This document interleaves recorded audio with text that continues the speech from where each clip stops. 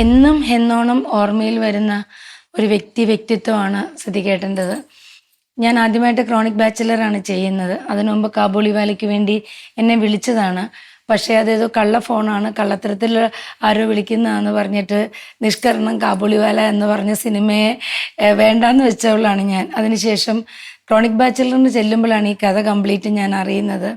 അതിനുശേഷം body guard, Fukrey, അങ്ങനെ കുറച്ച് പടങ്ങൾ ചെയ്തു. അപ്പം സിദ്ദിഖേട്ടന് അദ്ദേഹം ചെയ്യുന്ന പടത്തിൽ ഒരു വേഷം എനിക്ക് ചെയ്യാൻ പറ്റുന്നതുണ്ടായിരുന്നെങ്കിൽ ഉറപ്പായിട്ടും സിദ്ദിഖേട്ടൻ എന്നെ വിളിച്ചിട്ടുണ്ട്. ഹോസ്പിറ്റലിലാണെന്ന് അറിഞ്ഞപ്പോഴും മരിച്ചു എന്നറിഞ്ഞപ്പോഴും അതൊരിക്കലും ഒരു തീർത്താൽ തീരാത്ത വേർപാട് തന്നെയായിരുന്നു. കാരണം എനിക്ക് ഏറ്റവും പ്രിയപ്പെട്ട 2 പേര് വിട്ടുപോയത് അടുത്തടുത്ത ദിവസങ്ങളിലായിരുന്നു. ഒന്ന് ശരണ്യയും ഒന്ന് സിദ്ദിഖേട്ടനും. 2 പേരും അടുത്തടുത്ത ദിവസങ്ങളിലാണ് മരിച്ചത്.